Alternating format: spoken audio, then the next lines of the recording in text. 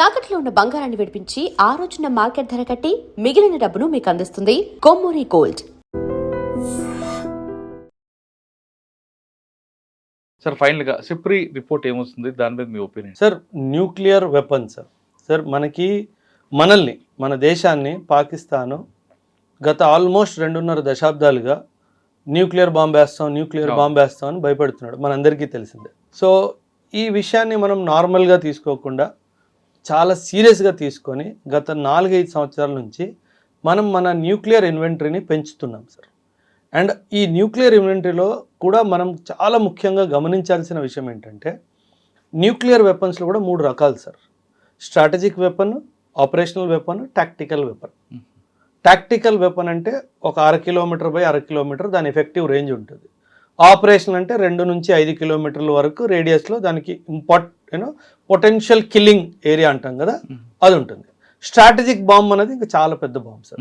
So అది కొన్ని కిలోమీటర్లు మనుషులు ఆవిరైపోతారు సార్, అంటే క్షణంలో ఆవిరైపోతారు.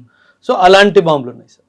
సో పాకిస్తాన్ దగ్గర దాదాపు 160 నుంచి 170 అణుబాంబులు ఉన్నాయి అని సిప్రీ రిపోర్ట్లో ఉంది సార్. కానీ ఈ అణుబాంబుల్లో ఎక్కువ శాతము టాక్టికల్ బాంబ్స్ ఉన్నాయి. అంటే అంటే మిర్చి పటాకాలు ఎక్కువ ఉన్నాయి, మన భాషలో చెప్పుకోవాలంటే మిర్చి పటాకాలు ఎక్కువ ఉన్నాయి. కానీ మన దగ్గర స్ట్రాటజిక్ న్యూక్లియర్ బాంబ్స్ ఎక్కువ ఉన్నాయి. అంటే అవి డేంజరస్ సార్. సార్ ఎప్పుడైనా సరే సార్ బేసిక్ క్యాల్కులేషన్ సార్, మన దేశం లెంత్ విడ్త్ చాలా పెద్దది, పాకిస్తాన్ విడ్త్ చాలా తక్కువ సార్.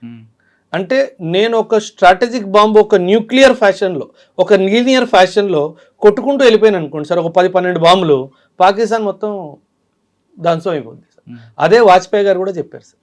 వాజ్పేయి గారు కూడా 1998-99లో ఈ పోఖ్రాన్ యుద్ధం, కార్గిల్ వార్ తర్వాత కూడా అప్పట్లో రాష్ట్రపతి పర్వేజ్ ముషర్రఫ్ ఒక స్టేట్మెంట్ ఇచ్చాడు సార్, పాకిస్తాన్ నే న్యూక్లియర్ బాంబ్ షబ్బే బరాత్కి లే నహీ ఛుపాకే రఖే. అంటే ఏమన్నాడు, మేము దీపావళి పండుగ చేసుకోవడానికి న్యూక్లియర్ బాంబ్ తయారు చేసుకోలేదు అని ఒక డైలాగ్ కొట్టాడు. అప్పుడు వాజ్పేయి గారు ఇండియన్ పార్లమెంట్ నుంచి ఒక మెసేజ్ ఇచ్చారు పాకిస్తాన్కి, బహుశా నువ్వు 1 కొడతావేమో, 2 కొడతావేమో, 3 కొడతావేమో, మూడు సిటీలు వెళ్ళిపోతాయేమో, అంతే కదా, నేను తిరిగి కొడితే వరల్డ్ మ్యాప్ నుంచి పాకిస్తాన్ లేపేస్తానని. సో అంత చాలా స్పష్టంగా చెప్పాడు సార్. సార్ వాళ్ళ మిలిటరీ పొలిటిసైజ్ అయిపోయింది సార్, బాగా పాలిటిక్స్ వాళ్ళ మిలిటరీలో ఘోరంగా ఎంటర్ అయిపోయింది సార్. రెండోది వాళ్ళ మిలిటరీ కార్పొరేటైజ్ అయిపోయింది సార్. అంటే పాకిస్తాన్ మిలిటరీ వాళ్ళు మిలిటరీ ట్రైనింగ్ ఇవన్నీ కాదు సార్, వాళ్ళు చేసేది వ్యాపారాలు. అంటే డైపర్ మ్యానుఫ్యాక్చరింగ్ కూడా పాకిస్తాన్ ఆర్మీ తయారు చేస్తుంది సార్. అంటే వాళ్ళంతా దిగజారి పేరు మీరు అర్థం చేసుకోండి. అరే కార్పొరేట్ వర్క్లో దానికి ఏం పని? పెట్రోల్ పంపులు నడపడం వాళ్ళ పనే, మాల్స్ నడుపుతున్నారు వాళ్ళ పనే, ఇంపోర్ట్ ఎక్స్పోర్ట్ ట్రేడ్ చేస్తున్నారు వాళ్ళ పనే. ఒరే మిలిటరీ కదరా మీరు అంటే అవన్నీ మాకు తెలియదు, మా సార్ ఇట్లా చెప్పారు. అదే జరుగుతుంది సార్ అక్కడ. అందుకే మీరు ఆఫ్ఘనిస్తాన్తో ఈ 2-3 నెలల ముందు జరిగిన వార్స్ యుద్ధాలు చూసుకుంటే వాళ్ళు వచ్చి వీళ్ళు ట్యాంకులు తీసుకెళ్ళిపోయారు సార్, వీళ్ళు యూనిఫామ్తో సహా తీసుకెళ్ళిపోయారు. అంటే బట్టలు ఇప్పి పరిగెట్టించామంటాం కదా, అది చేశారు సార్. సార్ మీకు ఐ డోంట్ నో మీకు ఈ స్టేట్మెంట్ గుర్తుందో లేదో, కానీ రీసెంట్గా అంటున్నా, వాజ్పేయి గారు ప్రధానమంత్రి ఉన్నప్పుడు కార్గిల్ వార్ జరిగింది కదా సార్. కార్గిల్ వార్ గురించి, మన వార్ హీరోస్ గురించి మాట్లాడుతూ మన వాజ్పేయి గారు ఒక స్టేట్మెంట్ ఇచ్చారు సార్. నేను మన సోల్జర్స్వి ఎన్నో డెడ్ బాడీస్ చూశాను, కానీ ప్రతి ఒక్క సోల్జర్కి బుల్లెట్ ముందు నుంచి దిగింది అన్నాడు. అంటే నేను ఒక్క సోల్జర్ బుల్లెట్ వెనక నుంచి దిగింది నేను చూడలేదు అన్నాడు. అంటే ఏంటి, ధైర్యంగా పోరాడాడు నా సైనికుడు అని చెప్పాడు సార్. సో అలాంటి దేశం నుంచి పాకిస్తాన్ ఎప్పుడు గెలవగలుగుతుంది సార్? అసలు జరిగేది కాదు సార్. సో వాడి గురించి అంటే ఒక సామెత ఉంది కదా సార్, ఏనుగు నడుస్తున్నప్పుడు కుక్కలు మురుగుతాయి. ప్రతి కుక్కకి మనం సమాధానం చెప్తే చెప్పాల్సిన అవసరం లేదు సార్. అదే మనం గమ్యం చేరే క్రమంలో కుక్కలు ఎన్నో మరుగుతుంటాయి, అంతే. ప్రతి కుక్కగా ఆన్సర్ ఇచ్చుకుంటూ పోతే మనం గమ్యం చేరలేము, అంతే. అసలు మనం చేయాల్సిన అవసరం కూడా లేదు కదా సార్. ఏనుగు తిరిగి వాళ్ళు ఎందుకు సార్? ఇప్పుడు మీరు అందాక ఒక టాపిక్లో తీసుకొచ్చారు, మిలిటరీ, ఆర్మీ, పొలిటికల్. కానీ అక్కడ పాకిస్తాన్లో చరిత్ర తీసుకుంటే వాళ్ళని దింపేది ప్రతిపక్షాలు కాదు, మిలిటరీ వాళ్ళు దింపేది ఆర్మీ దింపుతుంటది.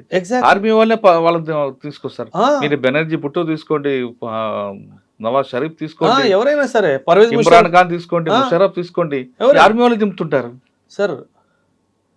1947 నుంచి ఇప్పటి వరకు పాకిస్తాన్ చరిత్రలో ఒక ప్రధానమంత్రి 5 సంవత్సరాలు పూర్తి చేసిందే లేదు. దింపింది ప్రతిపక్షం కాదు, మనోడే, మిలిటరీ వాడే. అదే అంతే సార్. ఇప్పుడు మరి అంత పవర్ఫుల్ గా వాళ్ళు ఎందుకు తయారు చేస్తున్నారండి పాకిస్తాన్ కూడా? Sir there is something known as doctrine sir. Pakistan దేశాన్ని అర్థం చేసుకోండి సార్. పాకిస్తాన్ దేశము వాళ్ళ పౌరులకి ఒక స్టేట్మెంట్ ఎప్పుడు చెప్తుంది, that we have an existential threat from India. అంటే ఇండియా మనల్ని సర్వనాశనం చేయాలనుకుంటుంది అని ఈ స్టేట్మెంట్ రిపీటెడ్గా రేడియో ఛానల్లో, యూట్యూబ్ ఛానల్లో, ఇన్స్టాగ్రామ్లో, ఫేస్బుక్లో చేస్తూనే ఉంటారు. చేయనండి, మనకి అసలు వాడు వైపు చూడం మనం, కానీ ఆడ చేస్తాడు. దాంతో ఏముంది, ప్రజల్లో ఒక భయభావన కలిగి ఉంటుంది ఎప్పటికీ. వీళ్ళు దీన్ని మానిటైజ్ చేసుకుంటారు. ఎలా అంటే ఖచ్చితంగా సార్, ఇప్పుడు పాకిస్తాన్లో చాలా సమస్యలు ఉన్నాయి సార్. ఇప్పుడు మనకి పెట్రోల్ ఎంత సార్? 120. పాకిస్తాన్లో 480 రూపాయలు సార్. మనకి నార్మల్ ఒక normal two wheeler hero Honda two wheeler లాంటిది 70,000, 80,000, 60,000 ఆ రేంజ్లో వస్తుంది. అక్కడ 6 లక్షలు, 7 లక్షలు, 8 లక్షలు రేటు. అంటే అక్కడ ఇన్ఫ్లేషన్ చాలా విపరీతంగా ఉంది సార్. సో అక్కడ ఇన్ఫ్లేషన్ చాలా విపరీతంగా ఉన్నప్పుడు ఖచ్చితంగా సామాన్యుడు ప్రభుత్వం వేలు చూపిస్తాడు కదా సార్. ఆ వేలు చూపించబోతాడు ఒక 2 డేస్లో, ఒక 3 డేస్లో, వారం 10 రోజుల్లో చూపించబోతాడు అనగానే ఇండియా మీద ఒక అటాక్ చేస్తాడు, లేదా టెర్రరిస్ట్ అటాక్ చేస్తాడు. వెంటనే అప్పుడు ఏం చేస్తాడు, చూడండి ఇండియా మన మీదకి అటాక్ వస్తుంది, మీరు అందరు సంసిద్ధంగా ఉన్నారా లేదా అన్నట్టుగా మాట్లాడతాడు. సరే, ఆర్మీ వాళ్ళు అర్థం చేస్తున్నారు, అదే చేస్తాడు. కానీ పాకిస్తాన్లో ఒకప్పుడు జనరేషన్ వేరే, జనరేషన్ మారిపోయింది. ఇప్పుడున్న జనరేషన్లో ఉన్న చాలామంది పొలిటీషియన్స్ అవుతున్నారు. వాళ్ళైనా ఈ సమస్యను గుర్తించి ఇది ఒక యుద్ధం కాదు, మనమే కళ్ళతో పొడుచుకుంటున్నామని ఆ సిస్టమ్ అంతా కూడా ఈ ఆర్మీని కాస్త పక్కన పెట్టి వాళ్ళు ప్రజల్లో మోటివేషన్ చేసి ప్రజలు మైండ్ చేంజ్ చేయొచ్చు కదా. మరి ఇమ్రాన్ ఖాన్ ఏం చేశారనుకుంటున్నారు సార్ మీరు? ఇమ్రాన్ ఖాన్ ప్రయత్నం ఏంటి? అదే కానీ ఎందుకు రానివ్వలేదు ఆర్మీ బోర్డు సార్? ఇప్పుడు మళ్ళీ మనం మొదటికి వస్తున్నాం. ఆర్మీ బోర్డు ఏమంటాడంటే ఇండియాతో సమస్య పొలిటికల్ పరిష్కారం లేదు, మిలిటరీ పరిష్కారం మాత్రమే ఉంది. అది దానికి అక్కడ బ్రేక్ చేసే వాళ్ళు ఎవరు లేరు అక్కడ. ఇమ్రాన్ ఖాన్ ప్రయత్నించాడుగా, లోపలేస్తాడు సార్. The moment armies grip on political leaders weakens, ఆ గ్రిప్ లూజ్ అవుతుంది అనగానే పక్కన జరుపుతాడు. ఒరే నేనున్నాను, దేశాన్ని చెప్తాడు ఇండియా అటాక్ చేయబోతుంది, సో నేను వచ్చేసాను, మీరందరూ భయపడడానికి వీల్లేదు.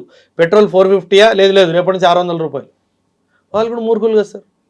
సో వాళ్ళు ఆ విధంగా పాకిస్తాన్లో ఆర్మీలో అందరూ అలాగే ఉంటారా సీనియర్ ఆఫీసర్లు? సార్ పరమ దుర్మార్గులు సార్ వాళ్ళు. అంటే ఒక రెజిమెంటేషన్ స్పిరిట్ లేదు సార్ ఆర్మీ ఆఫ్ పాకిస్తాన్లో. సార్ సింపుల్ సార్, మీరు నా సీనియర్ సార్, మీరు నా ఆర్మీ కమాండర్, నా సీనియర్, నేను మిడిల్ లెవెల్ ఆఫీసర్. నేను ప్రతిసారి మీకు ఫోన్ చేసి సార్ మనకు ఆయుధాలు తగ్గిపోతున్నాయి, కొన్ని ఆయుధాలు కొనండి అంటే అది కాదు, ఫస్ట్ అది చెప్పు. ఆ డైపర్లు ఆర్డర్ వచ్చింది కదా, 1 కోటి డైపర్లు, 1 crore డైపర్స్ ఎక్కడ దాకా ప్రొడక్షన్ వచ్చింది అని మిమ్మల్ని నన్ను అడుగుతారు. నాకేమనిపిస్తుంది, వీడు నేను వెపన్స్ గురించి మాట్లాడితే డైపర్స్ గురించి మాట్లాడితే దుర్మార్గుడు అని చెప్పేసి. సో మీకు నాకు ఆ కోఆర్డినేషన్ లేదు.